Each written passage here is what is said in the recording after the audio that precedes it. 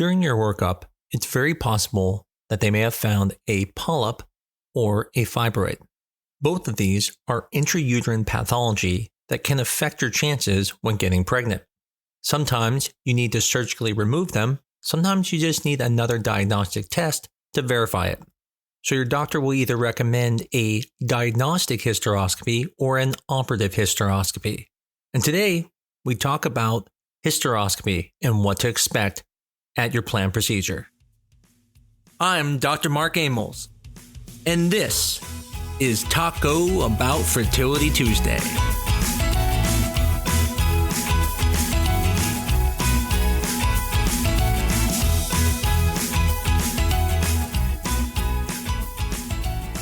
Now, the type of test that can determine if you have intrauterine pathology is going to be either a saline sono infusiogram, also called an SHG, or you could even have a diagnostic hysteroscopy. Now, a diagnostic hysteroscopy is where they put a camera into your uterus to look to see if there's something in there. But an operative hysteroscopy is where they actually do something about it. The question is, why wouldn't they do something at the same time? Well, because sometimes some of these cameras are not meant to do surgery. They're just there to diagnose a problem. And so in a diagnostic hysteroscopy, they may be able to, in the room, tell there's something there, but they need to use a surgical operative hysteroscopy to be able to treat it. With the sonohystogram, they're never going to be able to treat because that's just filling up the uterus with water and then looking to see if anything is creating a filling defect. In either situation, you're going to need at least another hysteroscopy. Now, I feel like I'm dating myself, but I can tell you hysteroscopy has come a long way. When I started my residency and started training, I was just beginning when things started to advance. But prior to my residency, they only were able to look with a camera into the uterus using a very large scope, and they couldn't do any surgery. So then what they would have to do is blindly place something into the uterus and try to pull it out, and then they would look again and see if they got it. And if they didn't, they'd do it over and over and over until they finally got it. And there was a risk for complications because sometimes that device, they would go too far through the top of the uterus and grab things like the bowel or other things. And there was no way for them to know it until they pulled it out and realized they grabbed something else. So when I started residency, they started being able to make a small port through the camera and then be able to do surgery with that. Now, at first, it was only small surgeries you could do, like little polyps. But then we were able to remove things like fibroids. And eventually, these cameras have got so small now that the actual entire device could be as small as 6 millimeters. And through that, we can see everything and do surgeries. There are many things you can use hysteroscopy for. It's not just for fertility surgeries, but in our area, the main areas we're going to use it is to remove polyps, called a hysteroscopic polypectomy, or to remove fibroids, called a hysteroscopic myomectomy. However, just for your own knowledge, you can use hysteroscopy to even cause ablations, which is burns the inside of the uterus for people who have heavy periods. You can even do surgeries where you can stick electrodes into fibroids and even kill those fibroids for people who have very heavy periods with fibroids. It can even be used for a D&C when someone has a failed pregnancy and doesn't want to take the risk of scarring with a normal method. They can use a camera and go in there and carefully remove the pregnancy with less trauma to the surrounding area. In the end, as you can see, there are multiple uses for hysteroscopy, but we're going to focus on 3 of them. Those are going to be 1, removing polyps, 2, removing fibroids, and 3, removing products of conception after a failed pregnancy. What's interesting is a hysteroscopy can be performed in the clinic if the risk is low. Otherwise, it usually is done at a hospital. For uterine polyps, the risk is so small that they can be performed in an office. That's because the polyp doesn't have a very big blood supply. Matter of fact, when you are removing the tissue, you're only removing the tissue in the endometrium, which is the same tissue that you pass when you have a menstrual cycle. So the risk of heavy bleeding is very, very low. However, when it comes to removing fibroids, you're actually going into the muscle. And in that situation, you can bleed much more. And for that reason, you need to be in the hospital just in case there are any complications, or if there is concern of heavy bleeding, you can actually do something about it. Now, keep in mind, some clinics do have outpatient ambulatory surgical centers attached to them. So even though it may feel like you're at the clinic, you are still in a safe place doing your surgery.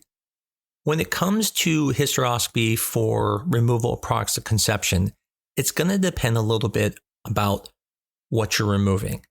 If someone has something, let's say, leftover products of conception, that could possibly be done in the office. But if you're talking about a pregnancy that is definitely further along, that really should be done at either an ambulatory surgical center or the hospital, again, because of concerns of potential bleeding and complications. Now, one of the things to understand is a hysteroscopy is a camera inside the uterus.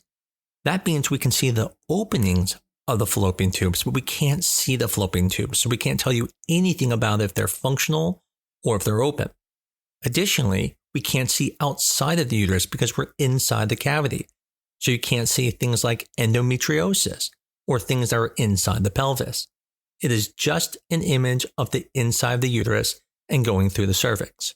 Now, if you are doing this as a diagnostic procedure, then what you would do is you would go in with a hysteroscope and you would look around to diagnose if someone does have polyps, fibroids, adhesions like scar tissues, and other things. If you're doing as an operated procedure, then you're going in to repair those things, such as removing polyps, fibroids, and removing adhesions. Adhesions are scar tissue that can be inside the cavity, and those should almost always be done in the hospital as well due to heavy bleeding. Whether you're doing this in the clinic or doing it at a surgical center, there's usually going to be some preparatory phase. That's going to be whether that's not eating or drinking past midnight, or emptying your bladder, getting an IV. You'll come to the place beforehand. At clinics, it's going to be much shorter. In the hospital, it's going to be much longer. Eventually, once all the prep stuff is done, you've met the anesthesiologist, you'll be brought to the operating room where then the procedure will be performed. Now, you'll be asleep for this procedure and you'll usually undergo general anesthesia. Your legs are usually going to be put in a stirrup, so that way they have easy access to the vagina to be able to then get into the uterus. The procedure usually starts with some type of preparation. That's going to be cleaning off the area with iodine or some type of cleaning solution to prevent infections. Then, what will happen is they'll put a little device on the cervix to hold it in place. Otherwise, your uterus will move freely. And you don't want the uterus moving when you have a camera in it. So instead, they put a device called a tenaculum that does look a little medieval in a way, but it holds the cervix in place so the camera can go through without the uterus moving. Then, usually you will be dilated, meaning the cervix is widened a tiny bit to allow the camera to go through. Now, with these newer scopes that are very, very small, you don't have to do this as much.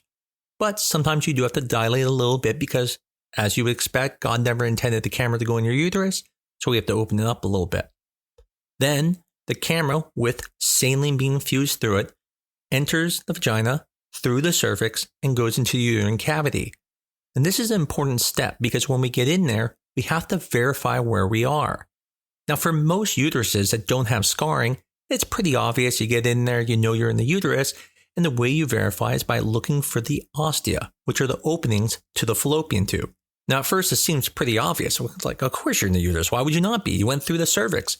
But actually, when people have severe scarring in their uterus, which is a syndrome called Asherman syndrome, there are times that you can be in what's called a false passage, where you actually dilated an empty space, and you'll get in there and you'll notice there's not openings for the fallopian tubes. And so you may be in the wrong spot, and this is how you're able to determine it. Sometimes in Asherman syndrome, it is so severe that they'll actually do a laparoscopy, putting a camera in your belly to be able to make sure they're in the right location so they're not going through the top of the uterus or anything like that. Once we verify where we are, then at that point, they'll remove the polyps. There's multiple ways this can be done. You can use what are called graspers that go in there and remove the polyp. You can actually use a morcellator that will cut the polyp out very rapidly. There's even loops that you can put around polyps and pull them out. And then you can even use scissors and cut them and then remove them. Now, fibroids are a little bit different. With fibroids, you're going to have to use a morcellator because it would be very difficult to just pull a fibroid out. You usually have to cut into the tissue. And there are multiple morcellators out there. It'd be too much to go through in just this podcast. But the point is, they use a device that goes through the camera that can then remove the fibroid. The goal, obviously, is to clean out the cavity, removing the polyps, removing the fibroids, so you have a nice normal cavity.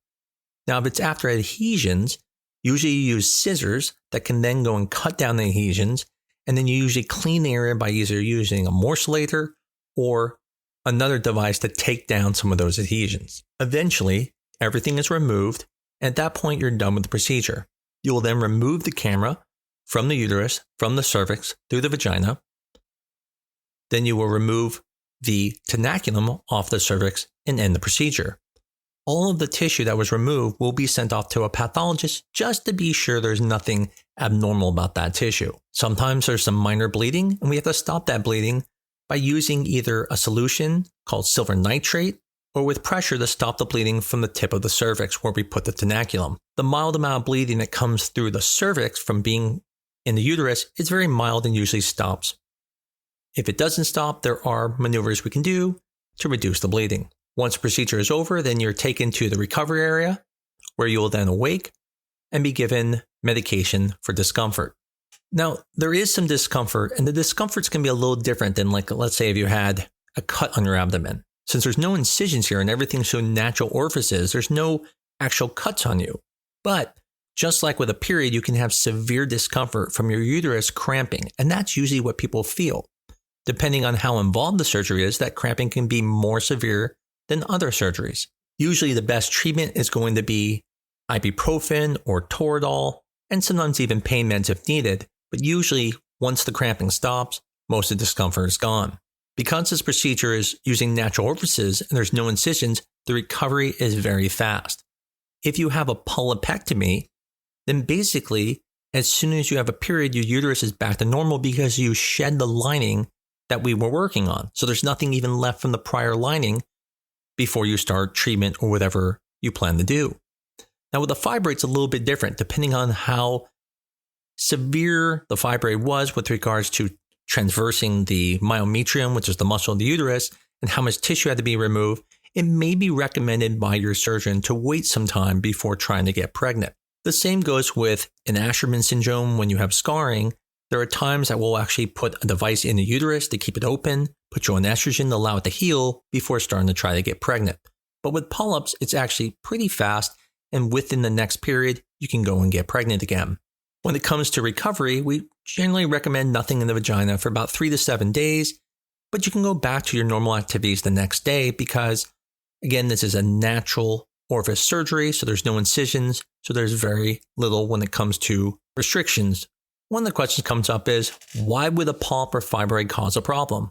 Well, because it's in the cavity. And so imagine that cavity is the home for your baby. And so if a fibroid's in there, it's very large, it can actually start to create inflammation, just like a polyp, that can then prevent implantation. Matter of fact, that's how an IUD works. The IUD works by creating inflammation inside of the uterus, and that inflammatory response of the body trying to get rid of the IUD creates an environment that prevents implantation.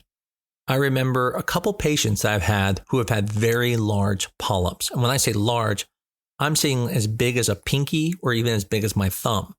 And the uterine cavity is only as big as my thumb. And so it was taking up somewhere between 90% to 70% of the cavity. And when I saw them, we found this, we treated it, and then both of them got pregnant the next month just trying on their own. Now, when both of these polyps came out and the pathologist saw them, they were both very inflamed, which showed that there was some type of inflammation inside the uterine cavity trying to attack these polyps, which was probably creating the environment preventing pregnancy. Now, when it comes to IVF patients, sometimes small polyps that can go away on their own will still remove. Not because they won't go away, but because someone might not want to wait 6 to 9 months or even a year for it to come out on its own. And so instead would rather just do the surgery to remove it so they can try faster. It's important to remember that when we talk about these scenarios, we're talking about from a fertility perspective. Again, someone trying to remove fibroids for other reasons will have different options and will have different risk. We are specifically talking about fibroids that are in the cavity. We are talking about polyps that are inside the uterine cavity and scar tissue inside the uterine cavity. People can have other things, such as fibroids that transcend through the myometrium, fibroids that can be on the outside of the uterus, and even scar tissue that can be in other places. But we are not talking about them. We're just talking about with regards to fertility. Hopefully during your workup, you haven't found any type of intrauterine filling defects that they think might be polyps or fibroids or even scar tissue. But if you did, hopefully this episode was helpful to you. And even if your friend had this happen, tell them about this episode and maybe they can learn a lot about it. As always, I greatly appreciate everyone that listens to the podcast, and I appreciate you sharing it with your friends and giving us good reviews. As always, I look forward to talking to you again next week on Taco Bout Fertility Tuesday.